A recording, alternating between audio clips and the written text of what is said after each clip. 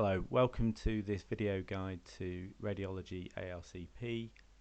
I'm Dr. Alistair Craig. I'm Head of School for HEE Northwest Radiology. In the video I'd like to outline why ARCP is important and where we get our guidance from. I'd also like to explain how and why we run it in HEE Northwest the way we do. Explain to trainers and trainees what evidence we require and how the e-portfolio hopefully should look, particularly as we've transferred over to Kaizen this year, and we'd like to clarify how we expect the portfolio to look when we come to ARCP. So firstly, why is ARCP important? It's an annual review of competence. It usually occurs every 12 months, but it is possible to have more than one ARCP in a given year, and we'll cover some of the reasons why that might be the case. And it effectively accredits that year of training, so the summation of 5 or 6 years of satisfactory assessments allow us to make a recommendation for the award of a CCT, and the ARCP outcomes support that. They are a large part of the evidence that's required to award CCT. And in order to accredit that year of training, we need to see submission of evidence in a wide number of domains. This is from the NHS Employers website, and the hyperlink is below. This is effectively how training is described and should be administered, and it's from this guidance that we formulate our ARCP processes. I thought it'd be worth going over the possible outcomes a trainee could receive at ARCP, as there is a little confusion over these. And outcome 1 is where a trainee is making satisfactory progress, and in most circumstances this is what a trainee would want. The exception to this would be if a trainee is in their final year of training and they would want the award of an outcome 6, which is a completion of training outcome, and that leads them on to an award of a CCT and exiting the training programme. And outcome 2 is where a trainee is making inadequate progress, but trainers feel that no extra time is required. So this might be for a specific competence like ultrasound, and the trainers feel that this can be achieved within the training that's left. However, the contrast to this is an outcome 3 where trainers feel that inadequate progress is being made and that extra time is required. So this could be for a variety of reasons. This could be a competence related extension, or commonly we give extensions for reasons of missing exam milestones, and I'll come into that a little bit later. And outcome 4 is not something that any of us take lightly. That's where a trainee is released from training. It's worth noting that a trainee usually has gone through a long process before we get to this point, and we've taken significant steps to try and avoid it and support the trainee along the way. And outcome 5 is where there is insufficient evidence. It's worth noting that this is usually either that we're awaiting exam results, so we might give an outcome 5, trainee might then pass the exam, and then we can give them an outcome 1, or alternatively that a trainee may have omitted a single or perhaps 2 pieces of evidence uploaded to the portfolio. It's not intended to be used for omission of evidence on a more substantial scale. So if somebody has not conducted the requisite number of work-based placed assessments, so they've only done 2 DOPs or 2 mini IPXs, we cannot issue an outcome 5 and allow them to get another 4. It really is only to be used for a small amount of evidence that's missing from the portfolio. As I've said, outcome 6 is completion of training, and outcome 8 is where a trainee is out of programme.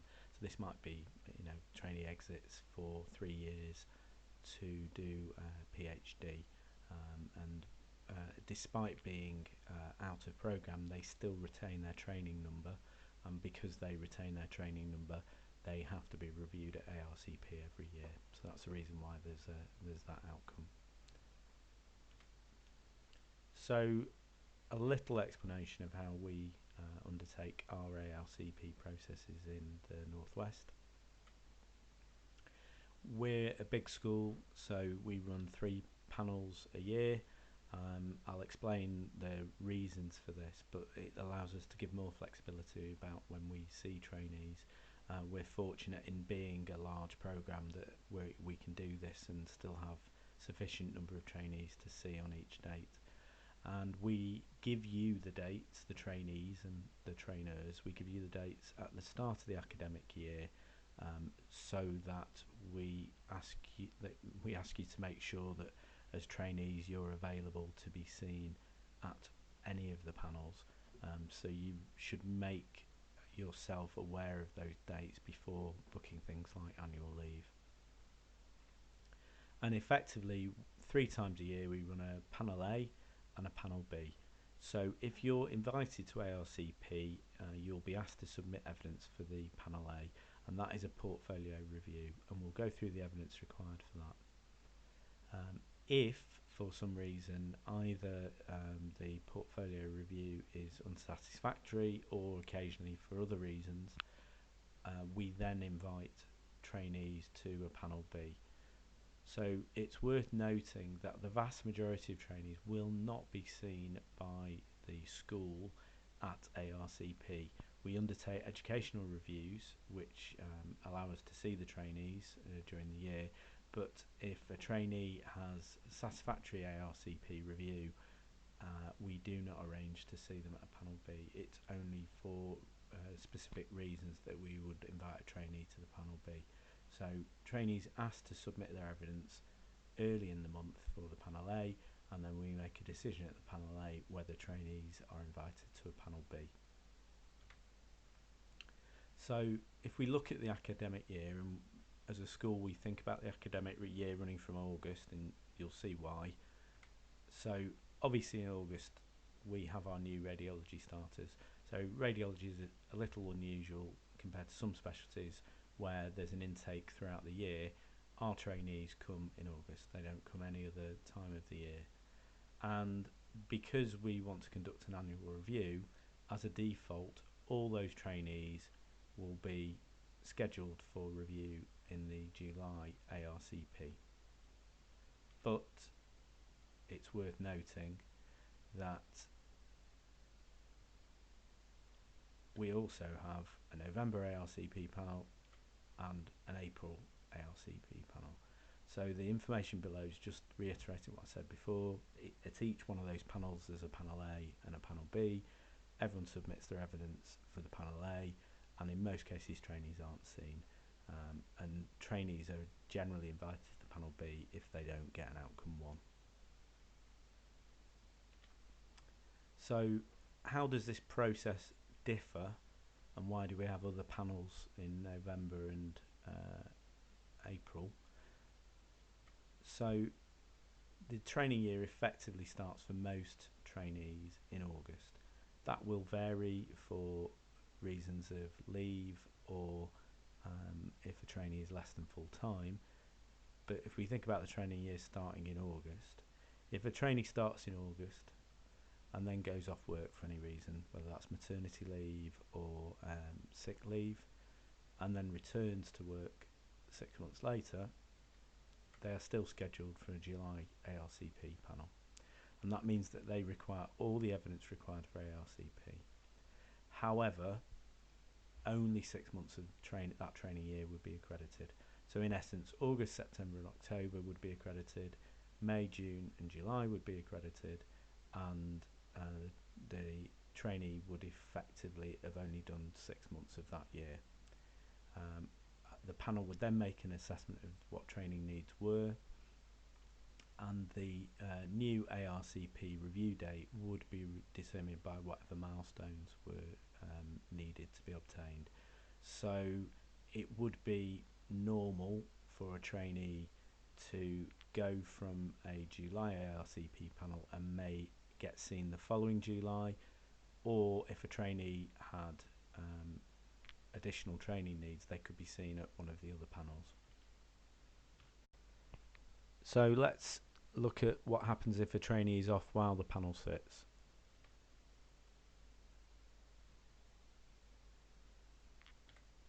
So the training year starts in August and the trainee goes off work in the following February. They return to work the following September. In those circumstances, they have missed their July ARCP panel, and we would ARCP them at the next available panel. In this instance, it's November, but if the trainee had returned in December or January, we would review them in April. And at this panel, we review the training that has been undertaken. So in this instance, we'd review 6 months of the training year prior to the trainee going off work, plus an additional 2 months since they've been back, and we would accredit 8 months of training. And in order to accredit it, we need all the evidence that we would require for a full year. So that would be an educational supervisor's review, it would be all the zip file, and it would be all the work-based place assessments, although the work-based place assessments would be pro rata. So in this instance, 8 months of training, the trainee would only need to supply 2/3 of the number of work-based placed assessments, because they've only done 2/3 of that amount of time. And then we would review that trainee again almost certainly the following November, so in 12 months time. Worth going over the examination milestones. So there are 3 exams. There's the FRCR Part 1, there's the FRCR 2A, there's the 2B, which we would expect to be completed by the end of training for obvious reasons. So the milestones that we look at ARCP are at the end of ST1. So if a trainee does not have the examination FRCR Part 1 at the end of ST1, they get an outcome 3. So that would be the automatic outcome at the end of that year. The next examination milestone is the end of ST3, and that's where trainees would get would be required to get the FRCR 2A, and if they did not, again that would be an outcome 3. In ST4, we set a standard that we expect all our trainees to get FRCR 2B in ST4. However, if they don't get that, we do not extend training, so we will allow them to sit it again in their final year. But for obvious reasons, if a trainee does not get their final FRCR 2B and their fellowship as a result, they cannot get completion of training, they cannot be given an outcome 6, and so training will have to be extended. So for that reason, whether that's ST5 or ST6, if you're an IR trainee, if a trainee has not got FRCR 2B by the end of that, then they get an outcome 3. So if we think about that in terms of missing those milestones, training year starts in August, but the trainee does not pass that vital exam milestone. So in this instance, let's say it's the FRCR Part 1. And as a result, the July panel, it gives an outcome 3. So this is to allow them to resit the exam, and as a result they would stay in ST1. The trainee resits the exam in the following September and passes the exam, and then we would review the trainee in the November panel, and we would award them an outcome 1, assuming that the rest of the portfolio is satisfactory. So the trainee would have 12 months training assessed in July. We would set them in that July panel an objective of passing the exam, and the trainee would then hopefully pass the exam, be reviewed at the following November panel, and given an outcome 1. So they would have August, September, October and November as outcome 3, so they would have a 4-month training extension, and then they would be given outcome 1, which would mean that they progress from ST1 to ST2 in November. And we would review almost certainly that trainee again the following November. So you can see from this, for the reasons of not passing exam milestones, and also for reasons of leave, whether that's maternity leave or whether that's sick leave, that we have a number of trainees who are out of sync with the July panel, and as a result of that we run additional panels in both November and April. So let's review the evidence required to give an outcome at ARCP. In order to give an outcome 1, particularly if it's an examination milestone, we need evidence of passing. So it is required that a trainee uploads their examination correspondence from the college, or if they've got the 2B, their FRCR certificate into their e-portfolio. We also need a satisfactory educational supervisor report, and I'll go into a little bit of detail about this. This is an educational supervisor's structured report. We need the correct number of work-based placed assessments, and we would review that, but so would the educational supervisor, and a satisfactory MSF.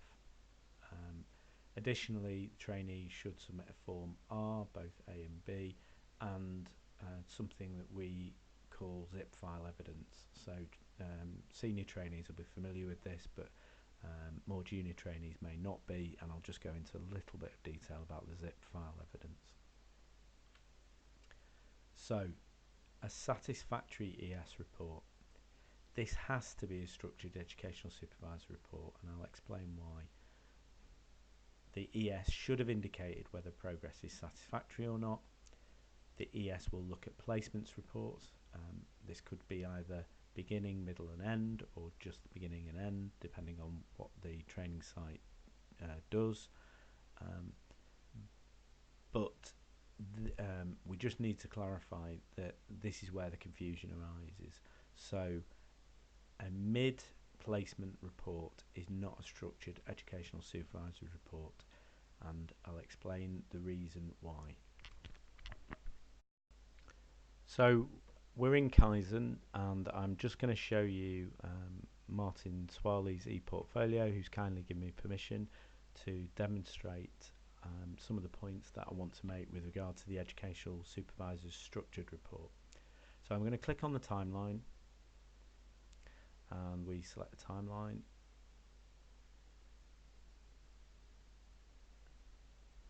and we're going to scroll down. So there is an educational supervisor's structured report here, which is actually what we want for ARCP, which Martin has created and submitted for his ARCP. But I think it's also worth just showing you a placement report, because I want to just make a point about the difference between the different types of appraisal. So you can see here we've got an additional 2 types of appraisal in the e-portfolio, neither of which are suitable for ARCP. So if we click on the mid-year appraisal, you can see that Martin's progressing well, what needs to be addressed, any concerns, and scheduling of a new meeting. If we compare that with the educational supervisor's structured report, which Martin has submitted for his ARCP, you'll see some fundamental differences. So let's click on that. So Martin's educational supervisor has filled this in with Martin, and there is a declaration here that Martin is working, whether it's full or less than full time, and the period that's covered by the report, as well as stating which posts Martin has worked during this training period. But in addition to this, if we scroll down the bottom, as well as the work-based placed assessments and other detailed information like the summary of the multi-source feedback, there is a statement here which summarises the trainee's progress during the period of the report, and it says achieving progress and competencies at above the expected rate, and this is the critical bit. So the reason why we need an educational supervisor's structured report is because the educational supervisor structured report details the dates of training that's being accredited, the posts where the trainee worked, whether they're working full-time or less than full-time, and whether they have achieved the competencies required.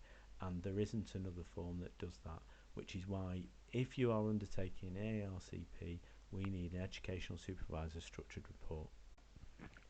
So moving on from the educational supervisor report, there are also workplace assessments. These differ depending on what year a trainee is in and what curriculum they're on. So IR trainees do more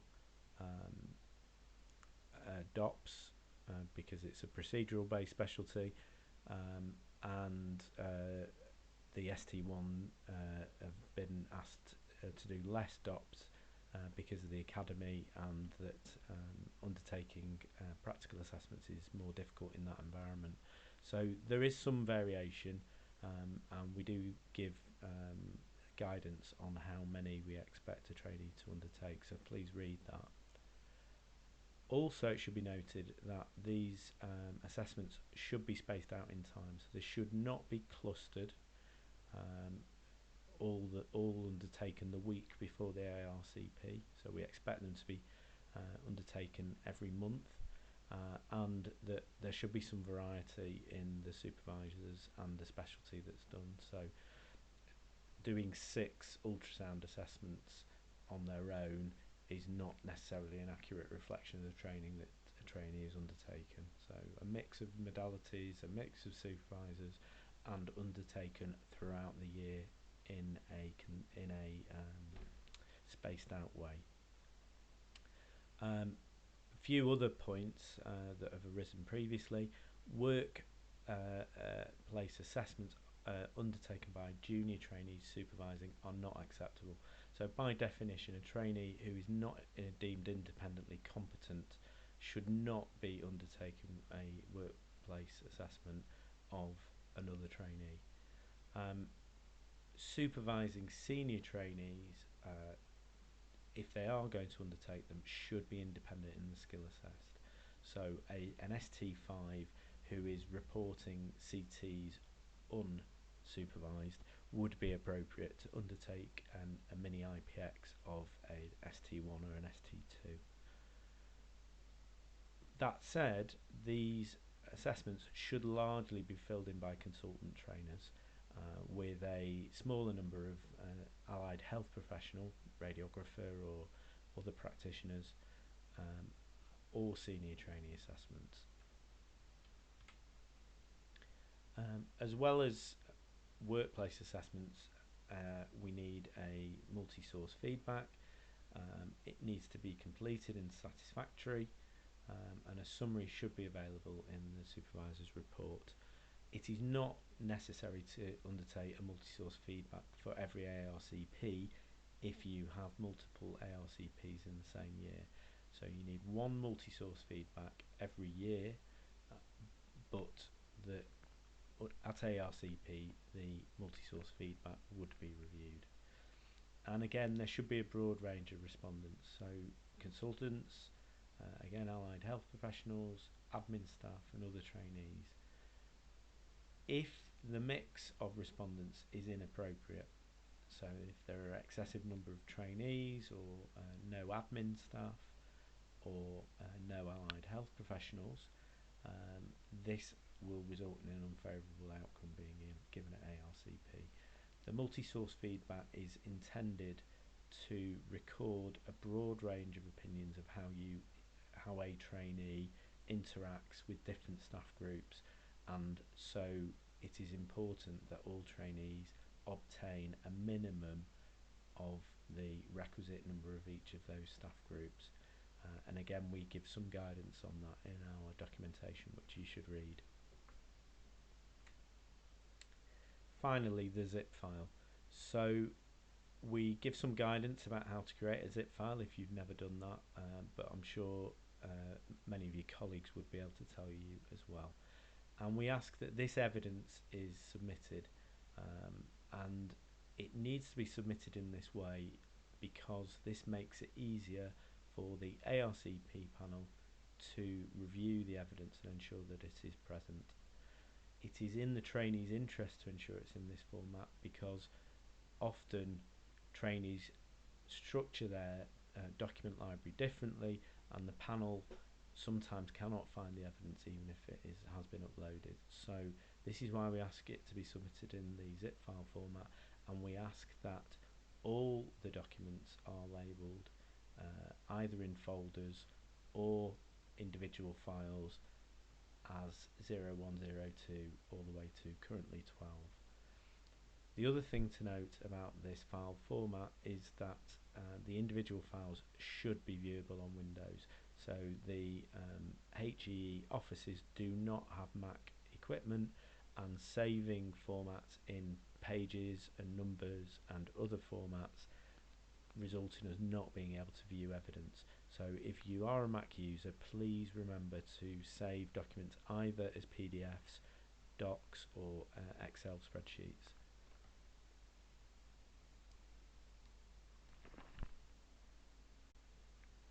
So here we are back in Martin's Kaizen ePortfolio, and I'm going to show you the location of the zip file.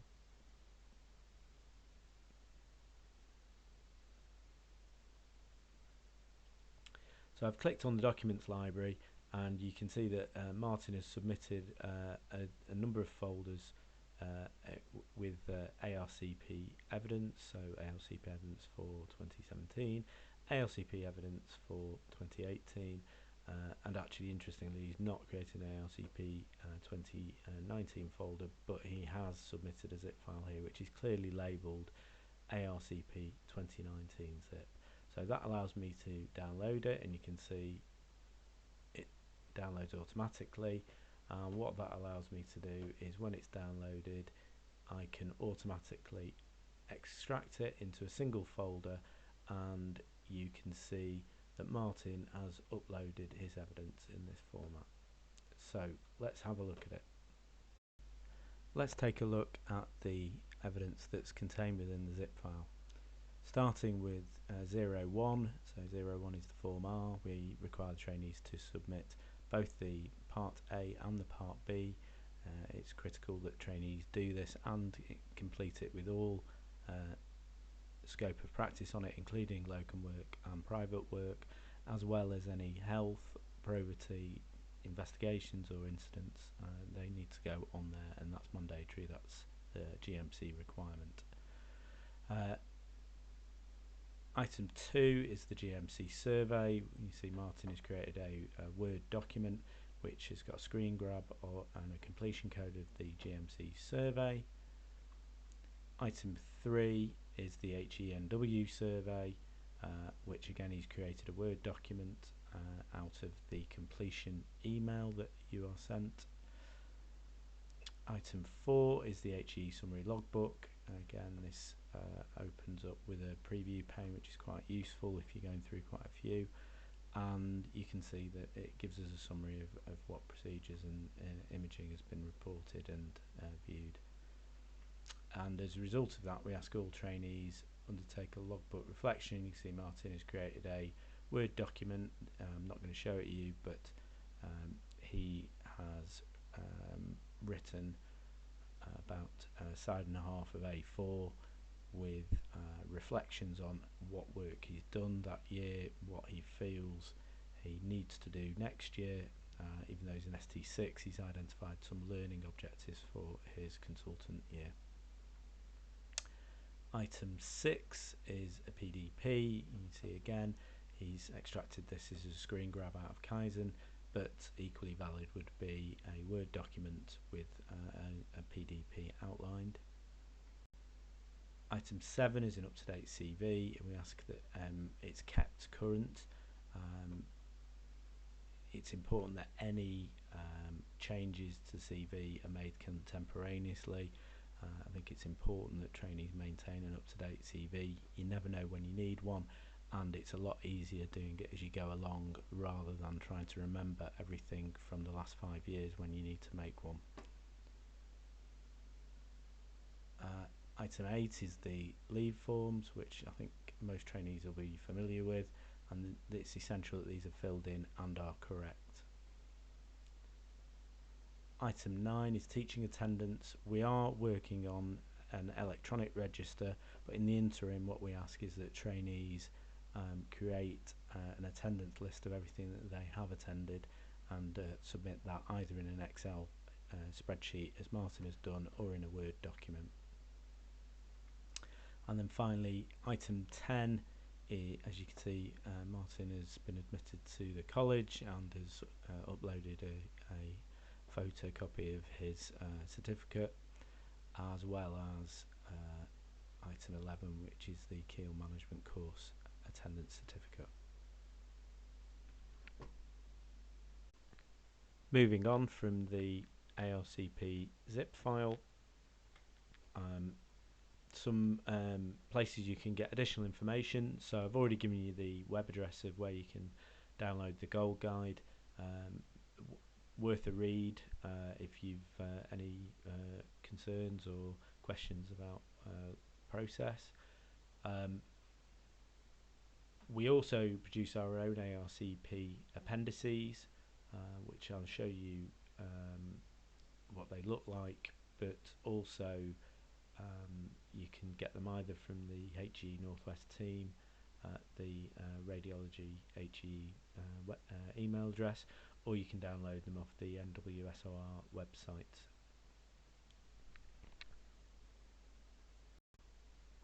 So if we look at the ARCP 1920 appendices, which I've just updated,